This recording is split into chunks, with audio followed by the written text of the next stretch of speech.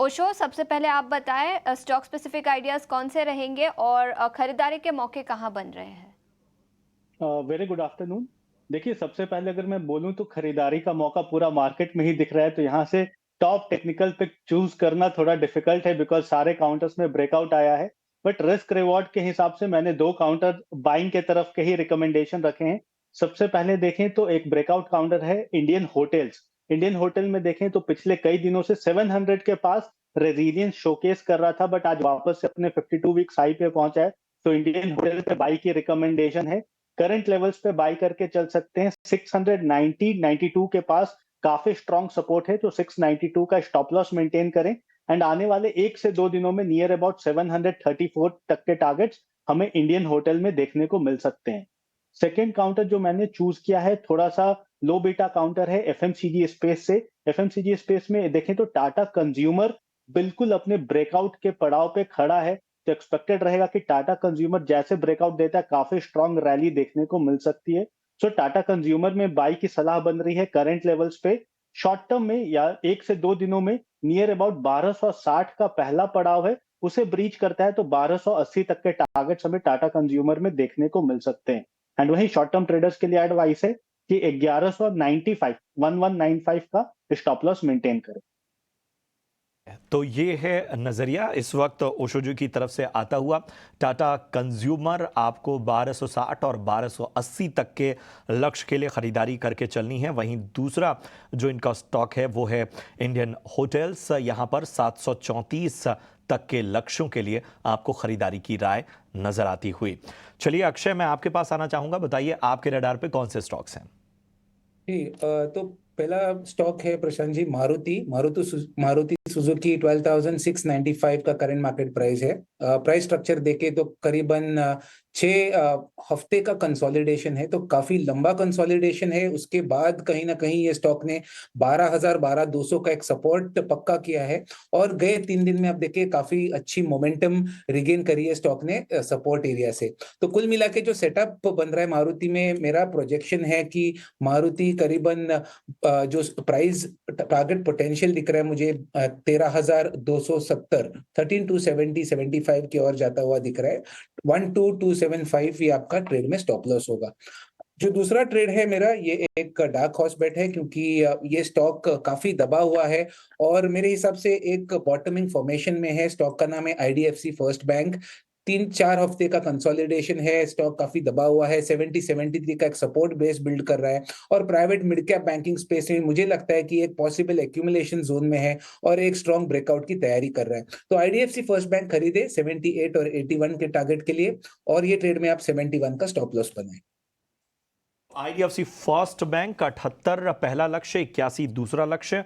वहीं मारुति की अगर हम बात करें अक्षय जी की राय में, तो यहां पर 13,200 के ऊपर के लक्ष्य पहले और सेकंड जो टारगेट है वो 13,275 तक के लक्ष्य हासिल हो सकते हैं। पर निगाह डाल लेते हैं तो बाजार देखिए, शिखर से थोड़ा सा बाजार की अगर बड़ी बातों पर गौर करें तो शिखर से थोड़ा हल्का होता हुआ इस वक्त बाजार नजर आता हुआ। 25,900 के पास इस वक्त बाजार। और आप इस वक्त देखिए bank Nifty all time high इस वक्त स्तर को छूता हुआ। जी हां, 54,000 के पार बैंक निफ्टी। आप पिछले हफ्ते से बैंक निफ्टी की जो एक तेजी देख रहे हैं उस तेजी पर किसी तरह का कोई ब्रेक नहीं लगा है, थमता हुआ नजर नहीं आया। और यही है कि नए शिखर पर इस वक्त बैंक निफ्टी, जी हां, 54,000 के स्तर को तोड़ता हुआ बैंक निफ्टी फिलहाल लगभग 300 अंकों की तेजी हम देख पा रहे हैं बैंक निफ्टी में। और ये इस पूरे अगर हम बैंकिंग सेक्टर्स को देखें तो उसमें चाहे पीएसयूज हो, प्राइवेट बैंक हो, उन सबका कंट्रीब्यूशन लगातार बढ़ता हुआ और नए स्तर पर नए कीर्तिमान बनाता हुआ बैंक निफ्टी। जरा गौर कीजिए निफ्टी पीएसयू बैंक पर 3.25% ऊपर इस वक्त निफ्टी पीएसयू बैंक। और बैंक निफ्टी की तेजी में सबसे बड़ा कंट्रीब्यूशन इस वक्त यहां से आता हुआ। इन सब के बीच में अगर हम बाजार को और ज्यादा टटोलें तो देखिए पूरी तरह से जो है वो सरकारी बैंकों की खरीदारी से जबरदस्त सपोर्ट, जबरदस्त मजबूती आती हुई इस वक्त बैंक निफ्टी को।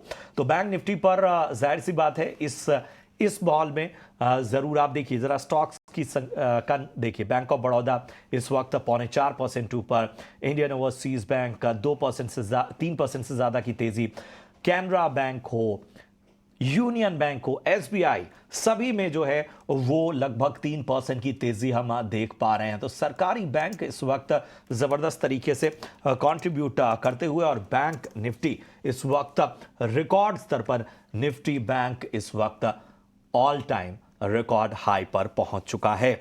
वहीं अगर हम निफ्टी की बात करें तो इस वक्त 25,900 के पास निफ्टी नजर आता हुआ। मेरे पास आना चाहूंगा, तो जाहिर सी बात है दिन आज बैंक निफ्टी का है, तो उसी से शुरुआत कीजिए।